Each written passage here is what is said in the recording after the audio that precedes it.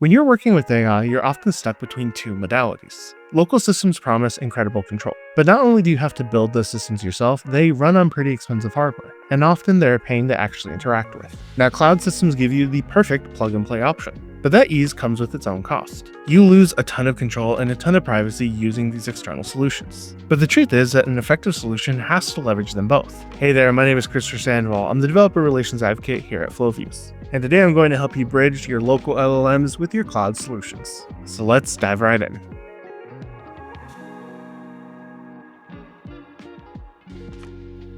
So let's start building our actual AI bridge. The first thing that we're going to do is drag in an inject node. This is going to simulate our message, but when we build the last part of this, that's actually going to be where we do our MCP tool definition. We'll go ahead and deploy that. Our next step is to drag some link nodes onto the workspace. Now, the link nodes are going to allow us to keep everything as clean as possible. When these flows get quite complex, you tend to get a lot of wires everywhere.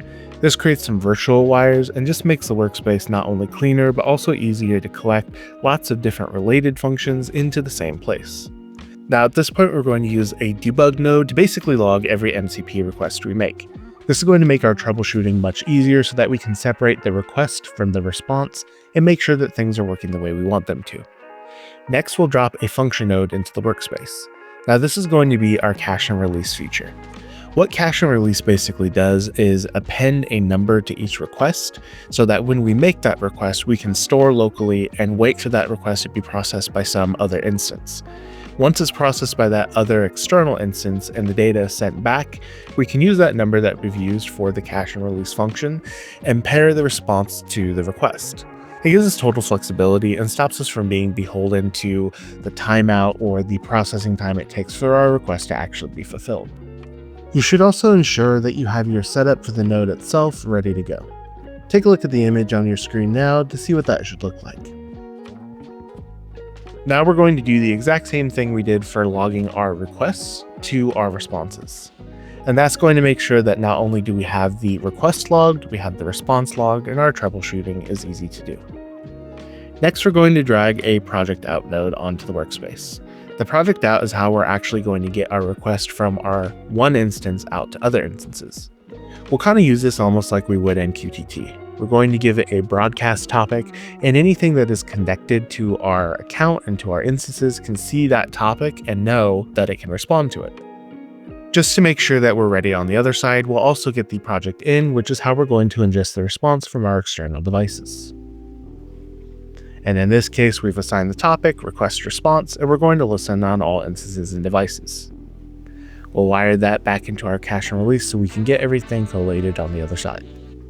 So here we are on the local device handling instance. This is where we're going to do the actual local processing. To do this the right way, we need to install some nodes. So go to the FlowFuse nodes and install NR AI nodes. This is going to allow us to not only interact with other models like OpenAI or Claude, but it's also going to help us operate locally with Ollama. So we'll drag Ollama onto the workspace. I've already configured the request in and the request out in the same way that we did with the hosted instance. So here you see we're listening for the topic request origination, and then we're sending back out with the topic request response. Ollama is already set up with defaults for our local system. In this case, we're calling Llama 3.2. So we'll go ahead and wire everything together on the local instance. Now, we don't only have to use Ollama in this case. We may also want to do OpenAI and see whether or not the responses that we get from either are as good as the other. Now, if we send it a basic query like say hello if you can see this, we can make sure that these systems are connected.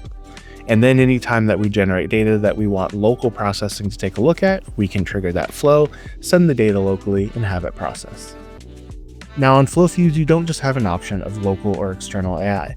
You also have the option of FlowFuse Expert. As an example, if I want to know what this flow is doing, I can simply highlight it and then go to Explain Flow.